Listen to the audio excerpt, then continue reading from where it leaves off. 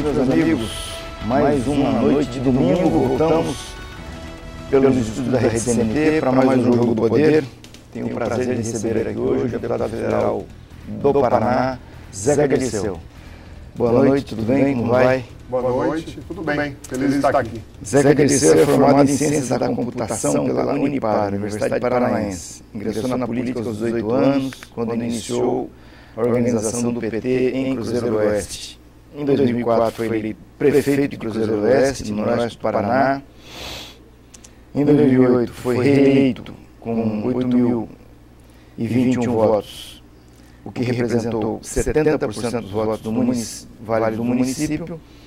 Em 2010 deixou a prefeitura de Cruzeiro do Oeste para concorrer a uma cadeira de deputado federal, foi eleito com mais 105 mil votos. É vice-líder da bancada do PT na Câmara Federal e integrante da Comissão de Viação e Transportes. Natural de Umuarama, filho de Clara Becker e José Dirceu de Oliveira e Silva, o Zé Galliceu. Por falar nisso, eu recebi aqui há dias atrás, mês passado, o Otávio Cabral, editor da revista Veja, que lançou um livro, uma biografia não autorizada do Zé Galliceu.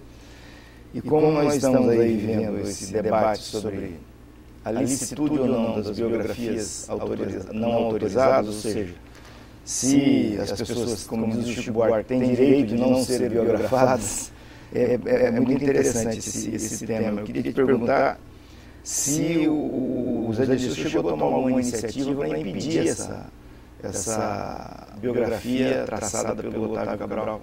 Eu tenho conhecimento, não. Na verdade, não li o livro também, até por algumas críticas que li, algumas outras publicações que comentaram sobre o livro, eu achei que não valia a pena, porque era mera ficção. A minha mãe teve o desprazer de ler, e ela mesmo se posicionou que cabia ali, inclusive, ações de danos morais, uma série de verdades, inclusive, estavam escritas, relacionadas a ela. Mas ela também achou por bem tomar nenhuma providência, até porque nós já estamos acostumados com a crítica e muitas vezes com a distorção dos fatos, as inverdades. Sim. Uma das coisas que eu explorei na passagem do Otávio Cabral aqui foi justamente essa saída do Zé Galliceu de Cruzeiro do Oeste, quando terminou a ditadura, ou quando ele, em algum momento, teve condição de sair lá e voltar à sua identidade verdadeira. E a tua mãe não acompanhou ele. Eu perguntei para o Otávio Cabral a razão pela qual ela não tinha ido com ele para São Paulo. E a explicação que ele deu é de que aquilo significaria uma transformação, uma mudança muito radical, muito grande na vida dela, sair para acompanhar o Zé Galliceu, que era um militante de esquerda, que ainda não tinha um projeto de vida bem desenhado, e ela era de uma família bem estabelecida, bem assentada em Cruzeiro do Oeste, e preferiu não fazer essa trajetória. Isso tem sentido? É um pouquinho parecido com a verdade, não? Acho que essa declaração dele dá uma demonstração muito clara do tamanho da leviandade dele. É muito natural você fazer uma crítica, um relato da política, dos bastidores do poder, agora você querer fazer uma crítica da relação amorosa de duas pessoas que você não conhece, que você não conviveu, e que ele, pelo menos no livro, não cita referência alguma, é de uma leviandade que não merece nenhum comentário. Bom, você conviveu com o Zé Galliceu a partir de quando, desde quando até quando, nesse período? E apenas para o telespectador ter uma noção de como é que foi. A vida toda, desde o dia que eu nasci até a data de hoje. Sim. Ele é meu pai, teve sempre relação constante e permanente comigo, e principalmente com a minha mãe. Talvez meu pai seja para minha mãe o melhor amigo, um dos melhores amigos, eles convivem juntos até hoje. E é bem provável que minha mãe seja para meu pai também, ou a melhor amiga, uma das melhores amigas. Eles têm uma relação muito próxima, constante e permanente, que é uma relação deles, independente da minha existência, do meu papel de filho. Então, minha relação foi sempre constante e permanente. Tá. Portanto, o Zé Galliceu foi um pai presente na tua vida. Muito presente na minha vida, na vida das minhas 3 irmãs. Um pai muito carinhoso, muito atencioso, presente sempre nas datas importantes, até mesmo no período em que ele praticamente dedicou a vida dele, né, à construção do Partido dos Trabalhadores, período que ele dedicou a vida dele, ele fazia isso sábado, domingo, feriado, né, a construção da vitória do ex-presidente Lula, e também no período que ele foi ministro-chefe da Casa Civil. Né? Nas datas especiais, nos momentos importantes, necessários, ele nunca faltou, nem comigo e nem com as minhas 3 irmãs. Bom, qual é a expectativa? Eu vou te perguntar isso porque você é filho, eu estou presumindo aqui que você tenha esse contato e possa nos dar essa informação. Qual é a expectativa que o Zé Dirceu tem desse julgamento dos embargos infringentes no Supremo Tribunal Federal? O que ele espera que aconteça? Eu procuro, viu, Rocha, conversar muito pouco com ele sobre isso, né? Porque ele está vivendo 8 anos aí de uma tortura contínua e permanente. Eu estou com ele, acho que meu papel de filho é distrair ele, falar sobre outras coisas. A gente conversa muito, por exemplo, sobre o Corinthians. Sim. Também não é um assunto hoje, né, muito alegre, também é sofrimento. Muito positivo. Também é sofrimento. Mas eu tenho, acho que esse hábito, e acho que é um dever meu de filho, né? Até compreendo a sua curiosidade, né, de tocar no assunto, de questionar sobre isso, acho que é seu papel, né, de jornalista, mas eu, assim, a minha relação com meu pai é de filho. Eu amo meu pai, então não tenho nenhum tipo de capacidade de fazer julgamento dele, de fazer análise política pela relação que nós temos. Bom, até que medida a figura do Zé Dirceu influenciou você a escolher o caminho da política, entrar no PT? Influenciou eu e milhares de outras lideranças, né, que o Partido dos Trabalhadores e outros partidos, né, de esquerda têm no nosso país. Né. O pai lutou contra a ditadura, né, ajudou o Brasil a ser hoje um país democrático, né, ajudou a construir o que é hoje o Partido dos Trabalhadores, que é o maior partido do país, né, com preferência na pior das épocas, 20% da população, e em muitos momentos de 30%, 35%, 39% do eleitorado brasileiro, e um dos maiores partidos do mundo.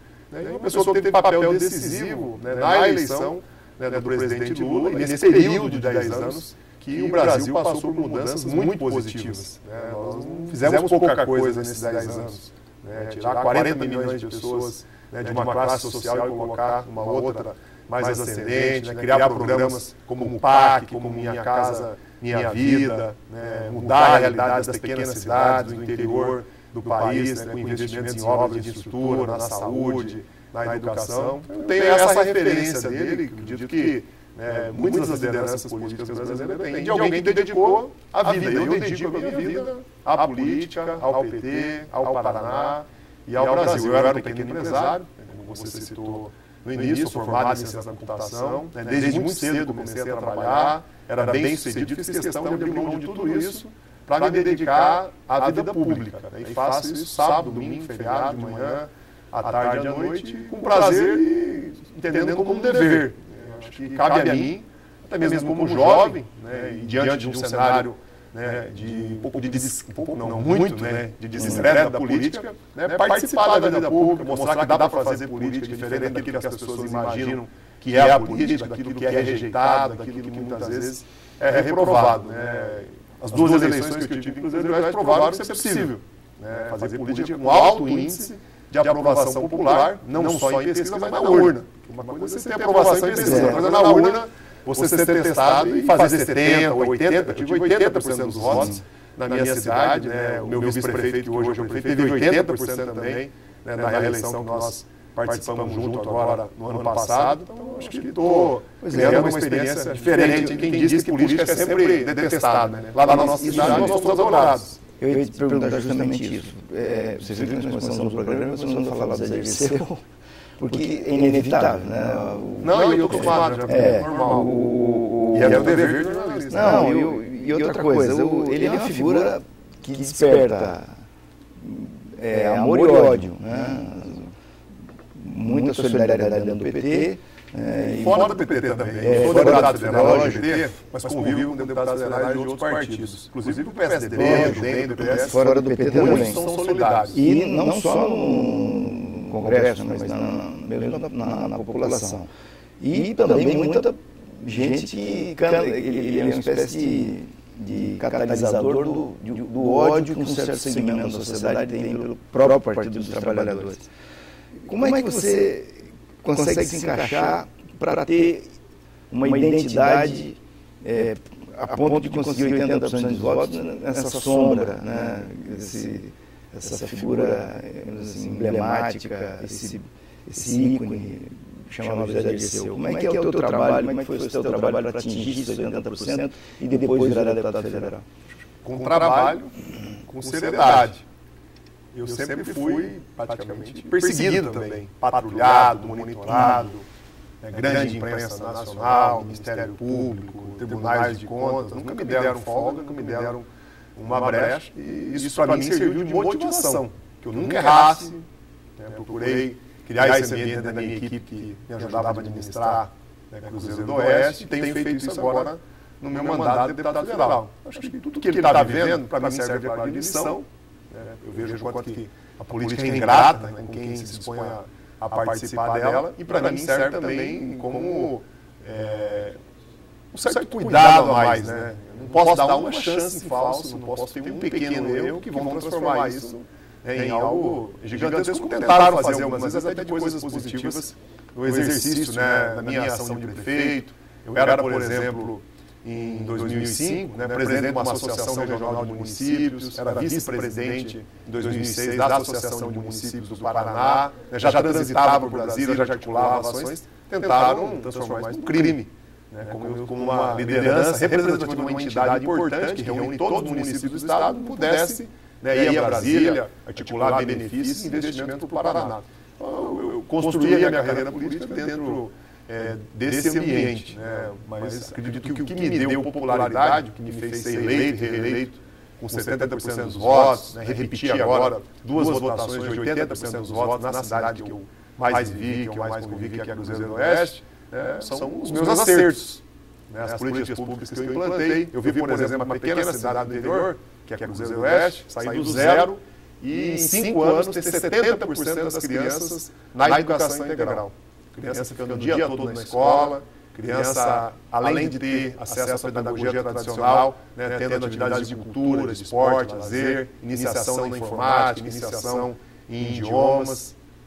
Eu vi uma pequena cidade criar políticas públicas dentro dos princípios da transparência, da participação popular. Eu vou ter que chamar um intervalo, eu queria voltar no próximo bloco falando justamente disso. O que foi que você fez lá com o prefeito em Cruzeiro do Oeste? Porque o telespectador do Paraná todo possa ter ideia do que é o Zeca Dirceu. Eu vou para o intervalo, volto em seguida para a sequência bate-papo com o deputado federal Zeca Dirceu hoje no Jogo do Poder.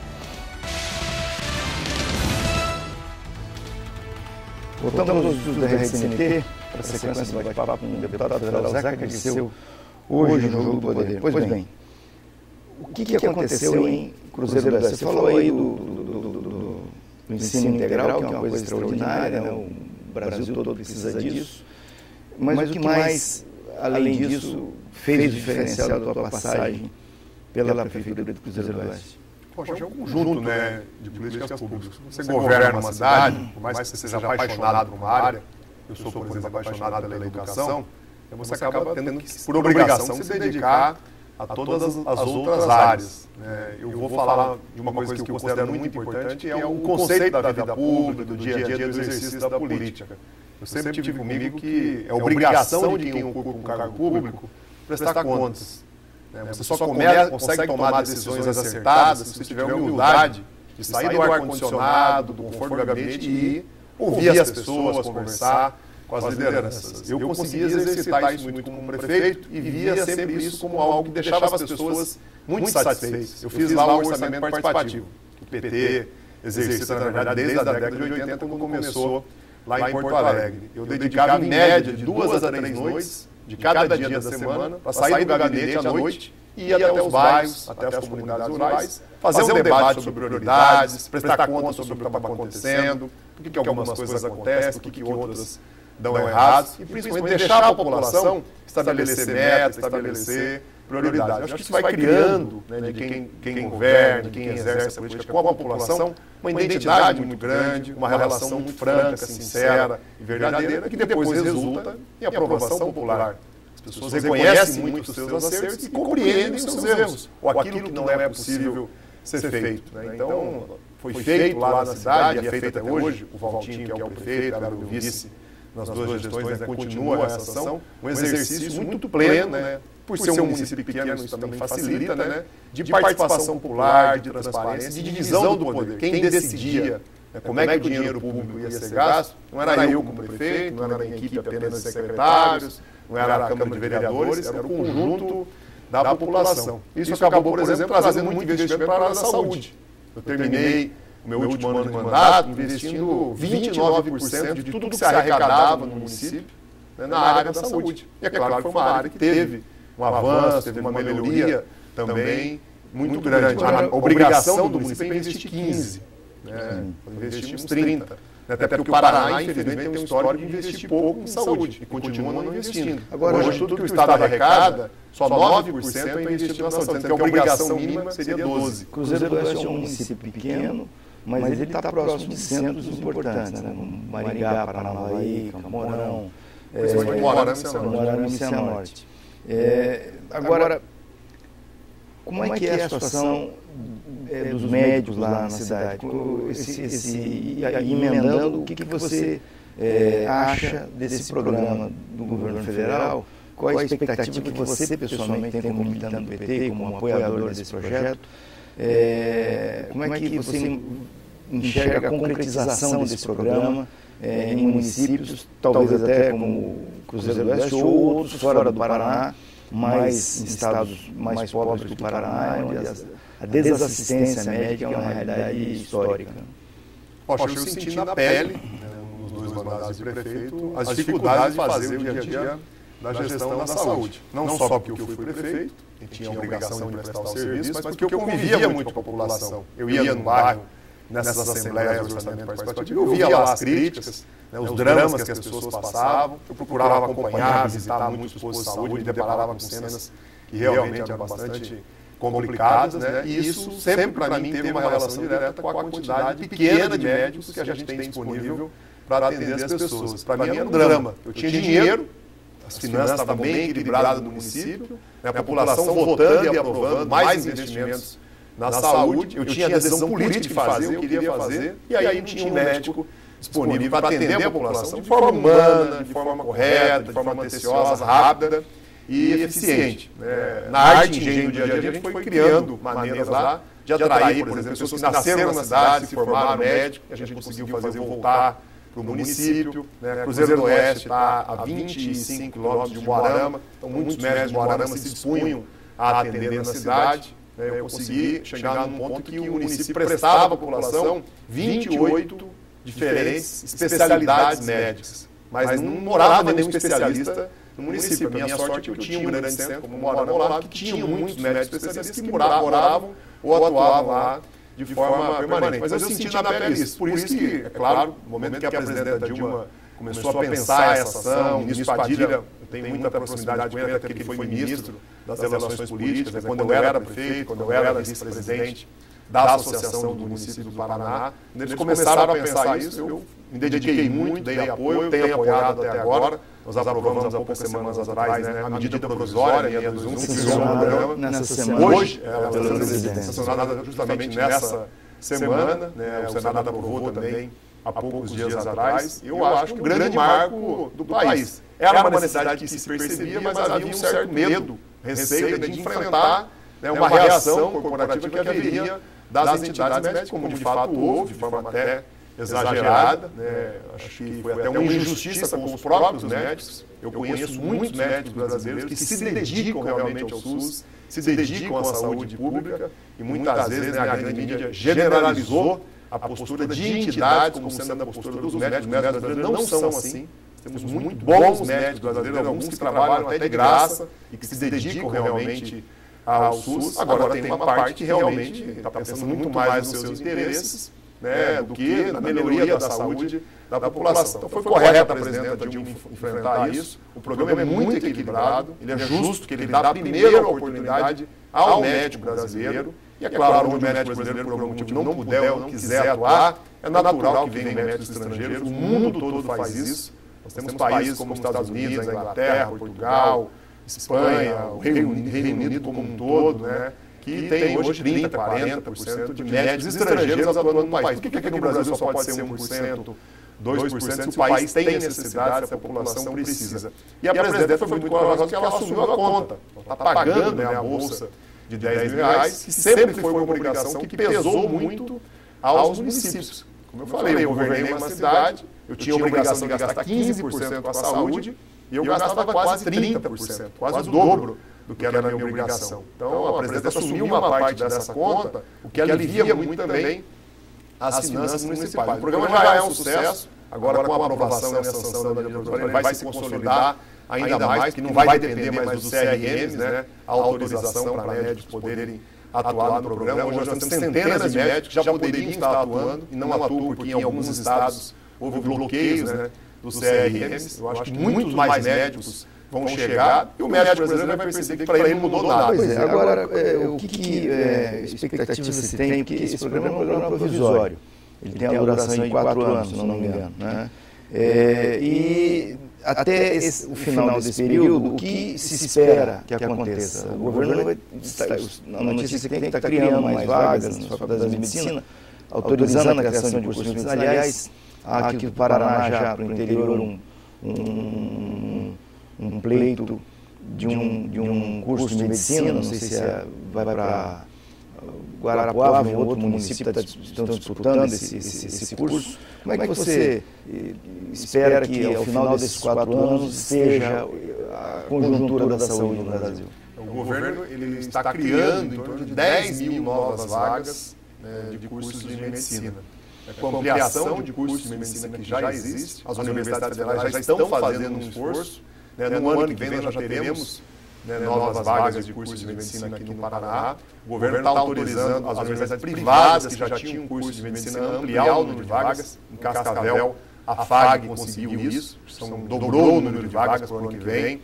Se não me engano, a PUC em Londrina também teve essa mesma autorização. E o Paraná foi muito bem contemplado. O nosso trabalho da bancada federal, o trabalho da ministra Gleice Hoffmann conseguiu sensibilizar bem o Ministério da Educação e o Ministério da Saúde. Nós vamos ter 5 cidades, né, já temos, na verdade, 5 cidades autorizadas a criar novos cursos de medicina. Moarama, Guarapuava, Pato Branco, Foz do Iguaçu e Curitiba.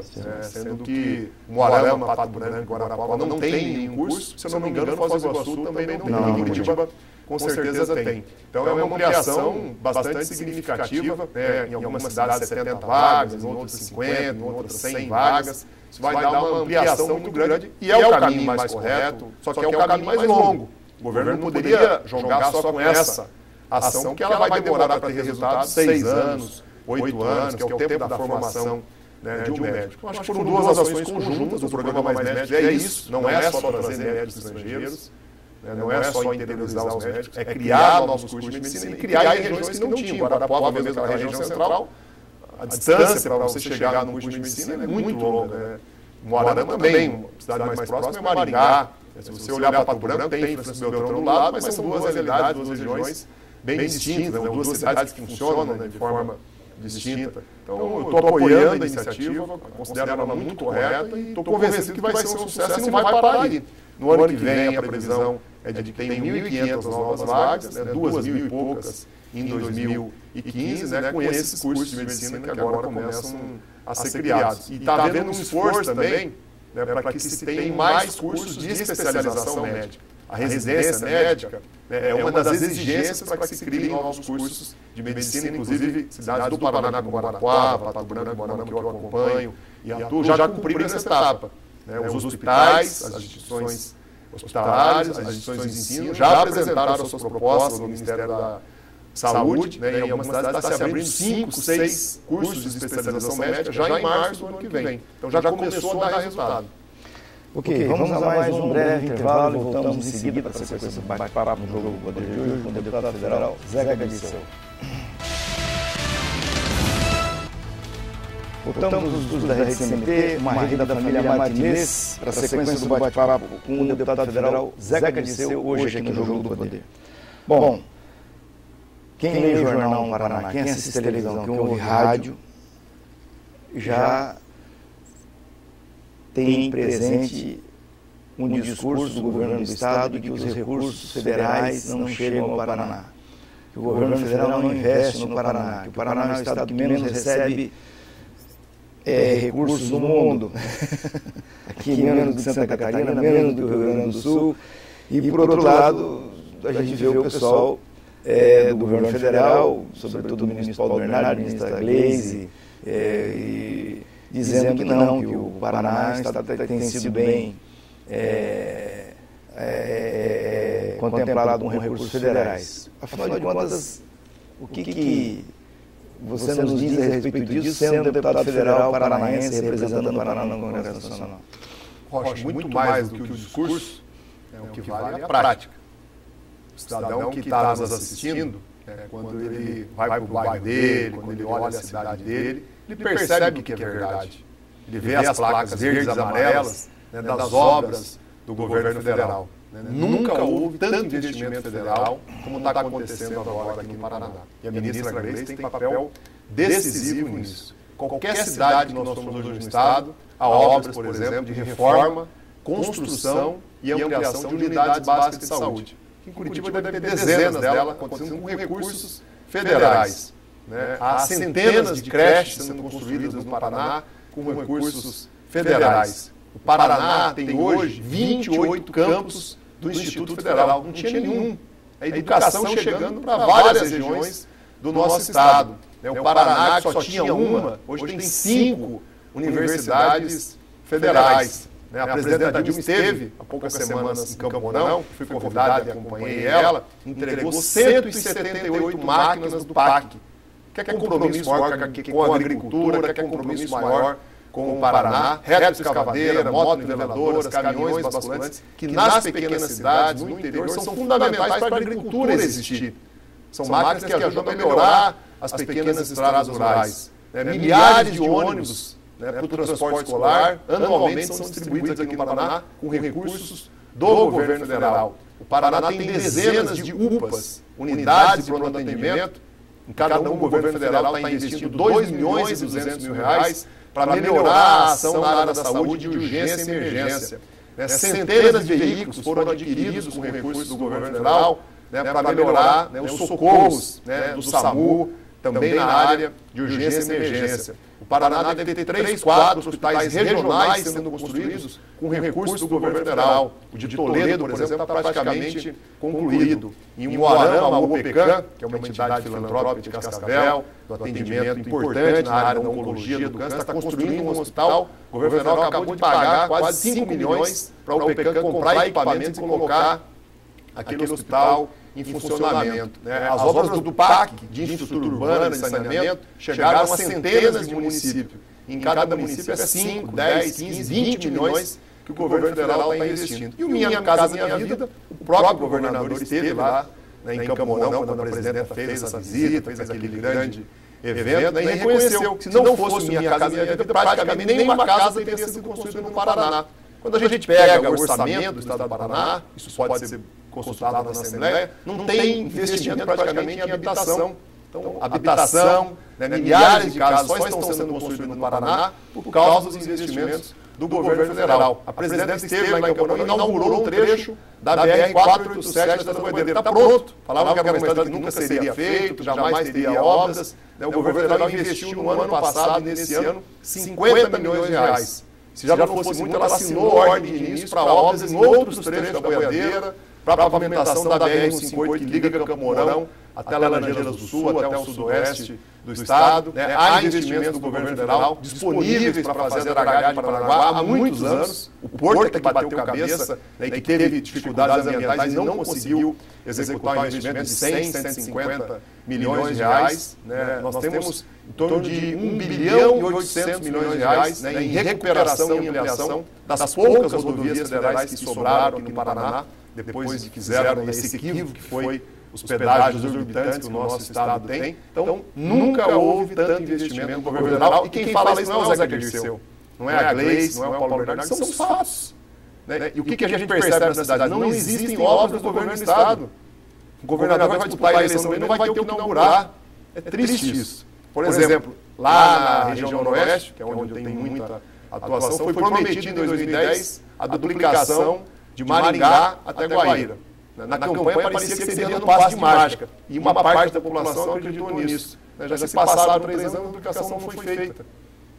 Não há nem a recuperação do pavimento. Nós temos muitas rodovias estaduais hoje que estão intransitáveis, muito buraco, muito problema. Quanto mais recebendo ampliações, duplicações, como a gente esperava. Lá em Cascavel já foi inaugurado um recurso federal, o contorno de Cascavel. Vai ser inaugurado agora mês que vem, no máximo de dezembro, o contorno de Maringá. O governo federal está duplicando o trecho que vai de Toledo até Guaíra da BR-63. Vai duplicar o 63 de Cascavel, indo no sentido do sudoeste. Fez uma parte da 153 aqui nos Campos Gerais e vai agora executar uma segunda parte. Vai fazer a segunda ponte entre Foz do Iguaçu e o Paraguai. Então, há muito investimento e as pessoas percebem isso. Eu só não estou enxergando, não estou conseguindo ver as obras do governo do Estado, a não ser aquelas que se apoderam do governo federal e dizem que é do governo do Estado, como é o caso das casas, chegou a ser uma coisa até cômica aqui no Paraná. Bom, eu também conversei com o prefeito de Paranavaí, que é lá do Noroeste, e uma das curiosidades que ele contou aqui, que eu não sabia, é que ele estava asfaltando o município com recursos do governo federal. Eu não sabia que tinha, o governo federal tinha programa para isso. É o PAC. Com asfalto, drenagem, calçada, e até isso aqui que é uma coisa diferente. Você tem acompanhado esse processo em outros municípios também? Ou isso era só alguns municípios conseguiram apresentar projeto? Eu acompanhei muito de perto esse caso de Paranavaí. É o maior investimento do PAC no interior do estado, em cidades, e é o mais antigo também. O prefeito Rogério é muito competente, muito preparado, se organizou muito antes, quando a gente já previa que essas ações aconteciam. Mas hoje há dezenas, e logo mais nós teremos centenas de municípios do Paraná com obras do PAC da infraestrutura urbana, que são coordenadas pelo Ministério da Cidade. Está sendo publicada nas próximas semanas uma seleção que vai contemplar mais de 100 municípios paranaenses. Alguns com 1 milhão, outros com 2, outros com 3 milhões. Serão a vez agora das pequenas cidades. As médias e grandes cidades como Paranavaí não é a única, já tem há alguns anos recebido investimentos do PAC, alguns a fundo perdido, o município não tem que pagar nada, e outros com financiamentos que são fantásticos. 4 anos de carência, vai daí começar a pagar, e 20 anos de parcelamento com juros subsidiados pelo próprio governo federal, pela Secretaria do Tesouro Nacional. E na área de saneamento tem muita obra acontecendo, que muitas vezes a Sanepar até omite a participação do governo federal, mas com recursos do governo federal. Então, eu acho um discurso de quem está governando o Estado, dizer que o Paraná não é prestigiado, um discurso que não condiz com a realidade, e o cidadão começou a perceber isso. Porque nós estamos alertando as pessoas para procurar a placa do governo do Estado e procurar a placa do governo federal. Na maioria das cidades, principalmente no interior, nas pequenas cidades onde eu atuo muito, 80% das obras são obras com recursos do governo federal, na área da saúde, na área da educação, na área da infraestrutura urbana, na área do saneamento e principalmente no apoio à agricultura. O governo federal fez a maior compra do mundo. Nenhum país do mundo até hoje tomou a decisão política de reconhecer a agricultura familiar como estratégica, o agricultor como alguém importante, precisa ter estradas. Na mesma estrada que passa o caminhão da produção agrícola, e que é importante para o crescimento, desenvolvimento do país, passa o ônibus do transporte escolar, passa a ambulância do SAMU, então está sendo elevado qualidade de vida. Cada município paranaense, menor de 50 mil habitantes, vai receber 3 máquinas do PAC. Em cada cidade dessa tem um investimento de R$1 milhão. O que o governo do Estado tem feito por esses municípios? O que o governo do Estado tem feito pela área rural? Até hoje eu não vi. Parece que a agricultura no Paraná parece que não é uma área importante e fundamental. Vamos a mais um breve intervalo e voltamos em seguida para encerrar o bate-papo de hoje no Jogo do Poder com o deputado federal Zeca Dirceu.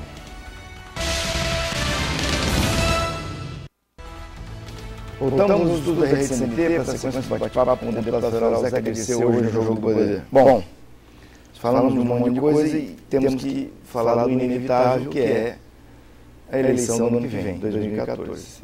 O PT está se arrumando aí, o deputado André Vargas lançou a Gleisi, candidata a governador pelo PT o ano que vem. O Paulo Bernardo disse que não é bem assim, que estão vendo ainda, estão estudando, examinando. Ela própria tem evitado de falar desse assunto. E o quadro vai se delineando. O PT certamente terá um candidato, próprio ao governo do Estado, e o governador Requião luta dentro do PMDB para conseguir o espaço, né, para evitar que o Beto, que já ocupou o PMDB, tire ele da disputa. Qual é a expectativa que o PT tem nesse jogo, nesse tabuleiro para 2014? Rocha, eu estou totalmente convencido que a Gleice será nossa candidata a governadora no ano que vem. A presidenta Dilma deve fazer uma ampla reforma ministerial agora em dezembro e janeiro. A Gleice deve retornar não só ao Senado, mas retornar a uma agenda de atividades que ela sempre gostou e sempre fez muito, no Paraná, aqui em Curitiba, no interior do estado, que agora ela ficou impedida de fazer. Inclusive, ela vai colher os frutos daquilo que nós falamos no bloco anterior, que é a grandiosidade dos investimentos federais que vão estar sendo inaugurados, que vão estar sendo executados, né, nos centenas de municípios aqui do nosso estado. E eu estou muito otimista de que a Gleice tem todas as condições para disputar e ganhar a eleição. E falo isso um pouco com a lembrança de 2010. Em 2010, a Gleice foi a liderança política do estado que teve a maior votação entre todos aqueles que disputaram a eleição de 2010. Inclusive, uma votação superior ao atual governador, né, em exercício. Então, ela tem já uma aprovação popular nas urnas que mostra o quanto que ela é querida pelos paranaenses. A postura que ela teve na Casa Civil honrou também o Paraná, o mandato que ela tem de senadora. Uma postura impecável, adquiriu muito conhecimento, hoje tem clareza de todas as políticas públicas federais. E eu acho que está na hora do Paraná experimentar tudo aquilo que está dando certo no país, as boas políticas que tem o governo federal, chegar aqui num volume, numa amplitude maior e principalmente numa sintonia, numa sinergia que nós não vimos. A presidenta Dilma é muito republicana. Ela coloca os seus programas, as suas ações de governo à disposição de todos, independente de partido político. Nós temos o exemplo do que acontece no dia a dia com as prefeituras e do que é acontecido com o próprio governo do Estado, que tem boas parcerias com o governo federal. Nós já demos aqui o exemplo da habitação.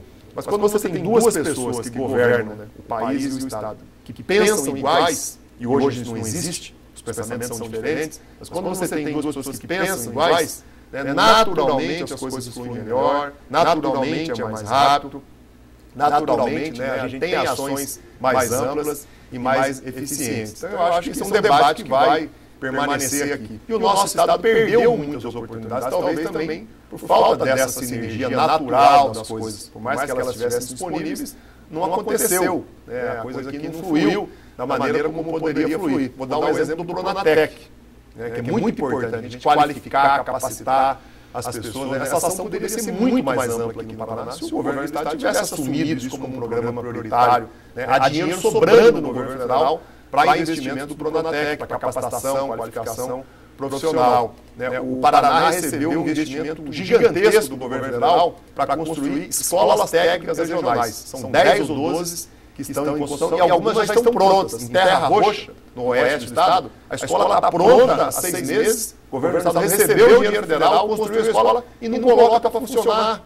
Porque tem problemas, né, com gasto de pessoal, porque inchou muito a máquina pública. Nós temos hoje muitos cargos de comissão aqui no Paraná, com ocupações muitas vezes meramente políticas, né, que impediram o Estado de contratar, por exemplo, professores, para poder colocar essas escolas públicas, técnicas, né, regionais, para funcionar depois do governo federal ter feito um grande investimento, né, em convênio com o Estado para a construção dessas unidades. Então eu estou muito otimista, acho que a Gleice tem as reais condições aí para disputar, ganhar as eleições e governar o Paraná. Confio muito nela, convivi muito com ela, é uma pessoa preparada, uma pessoa séria.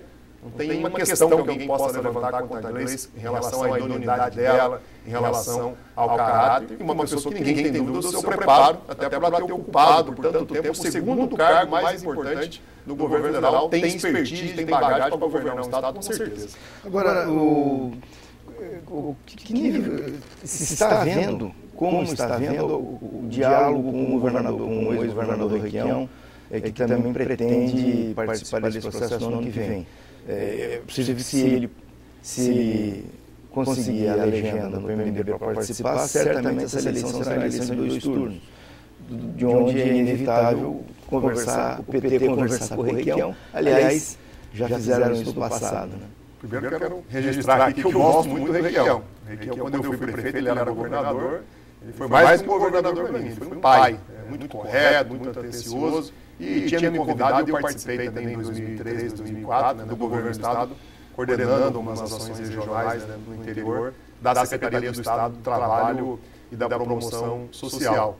Infelizmente, o PMDB parece não querer participar do dia a dia das principais decisões do Paraná, prefere ficar a reboque do governador do Estado. Lamentável isso, um partido que tem lideranças fantásticas, como o PMDB tem, entre elas o próprio Requião, mas tantas outras. Eu conheço muitos prefeitos, deputados estaduais, deputados federais do PMDB, que são lideranças extraordinárias que hoje estão refém de uma situação que o partido se sujeitou. É difícil prever o que vai acontecer, porque o PMDB hoje praticamente tem 4, 5 grupos distintos, independentes, convivendo entre si. O governador Requião continua sendo a liderança mais forte. Ele tem 35%, 40%, 45% da força partidária. Mas para ganhar uma convenção, tem que ter 50%, 55%, 60%, que até agora ele não conseguiu agregar. Eu acho que seria muito bom para o debate da eleição do ano que vem ao governo do Estado se o Requião fosse candidato, porque ele foi governador 8 anos, tem muito conhecimento, ajudaria muito com propostas de ações futuras, pelo que ele aprendeu, e também com a crítica das oportunidades, dos erros que foram cometidos nesses 4 anos no Paraná. Mas não é uma questão que cabe a nós, do PT, cabe ao próprio PMDB decidir. A gente respeita muito qualquer decisão que for tomada. Inclusive, gostaríamos de ter, a Gleice já manifestou isso, já fez reuniões, inclusive, com o presidente estadual do partido, com o presidente nacional. Gostaríamos de ter o apoio do PMDB, caso o partido opte por não ter uma candidatura própria. Nós tivemos recentemente 2 mexidas importantes no cenário nacional. Estamos encerrando o programa, eu queria que você comentasse isso. Primeiro, a candidatura do governador Eduardo Campos, com a saída do PSB da base do governo. Foi uma coisa que eu, pessoalmente, por exemplo, não acreditava. Eu era um cidadão que achava que isso aí era alguma fumaça que não iria gerar nenhum incêndio. No fim, o PSB saiu e está posta a candidatura do governador Eduardo Campos. A segunda foi a inviabilização do partido, da Rede de Solidariedade, de Sustentabilidade da Marina Silva, que também, surpreendentemente, foi para o PSB. A Dilma tinha 3 candidatos à oposição, agora só tem 2. O Roberto Freire disse que, inclusive, isso facilitou a vida da Dilma. A oposição ficou menor. Qual é a expectativa para o ano que vem? Essa candidatura do Eduardo Campos, antes, ela já era a candidatura da incoerência. Depois dessa aliança de última hora, de afogadilho, por falta de opções da Marina com ele, se tornou da extrema incoerência. Primeiro, pela incompatibilidade dos dois, de pensamentos, de grupos. Há muito atrito ali que vai aparecer agora nos próximos capítulos. E eu digo que a candidatura dele já era da incoerência, porque ele é uma pessoa que esteve o tempo todo junto com o governo, indicando gente do seu partido para governar junto, e depois passa a fazer crítica como se ele nunca tivesse participado, como se ele não fosse responsável também pelos erros que, é claro, quem governa o país muitas vezes comete, como o ex-presidente Lula e a presidenta Dilma cometeu. Então é lamentável posturas políticas dessa natureza. O PSDB, com todos os seus defeitos, com tudo aquilo que eu discordo do PSDB, pelo menos tem coerência, tem uma linha, tem um discurso, tem um raciocínio e tem uma história que é colocada naquela eleição para que o brasileiro escolha. Eu acho que o que não deve ser querer enganar o eleitor. Você é uma coisa e aí para poder disputar a eleição você tenta se passar por outra. Por exemplo, vem pregar o novo quem faz alianças como ele faz lá em Pernambuco. Alianças das mais estúpidas, inclusive com o Severino Cavalcante, e busca aliança agora com a extrema-direita, Jorge Morhouse, de Santa Catarina, Ronaldo Caiado, de Goiás, gente de extrema-direita, gente preconceituosa, gente racista. Como é que você é o novo se você está buscando esse tipo de relações? Critica a ocupação de cargos no governo federal, sendo que ele indicou e ele, com seu partido, participava dessa ocupação, e ele reproduz isso lá em Pernambuco, governando o Estado. Tem 14 extremamente inchados, cheios de secretarias, cheio de gente nomeada em cargos de comissão. Então, isso na hora da disputa eleitoral vai aparecer para o eleitor. O eleitor ele não perdoa falsidade, ele não perdoa a tentativa de ser enganado. Acho que já é uma candidatura limitada, tem pouco percentual de voto, e acredito que na hora que isso aparecer, essas incoerências aparecer de uma maneira mais vigorosa, tem de ser uma candidatura que não vai disputar o segundo turno. Eu acredito mais uma vez num segundo turno entre o PSDB e o PT, repetindo dilemas aí de outras eleições, da maneira de governar o país, da maneira de encarar a coisa pública. Foi um prazer te receber aqui. Muito obrigado por ter vindo. A todos vocês que estiveram comigo até agora, um grande abraço, uma grande semana. Vamos conversando durante a semana pelo www.jogodopoderparaná.com.br e no próximo domingo eu estou de volta aqui com mais um Jogo do Poder. Um grande abraço.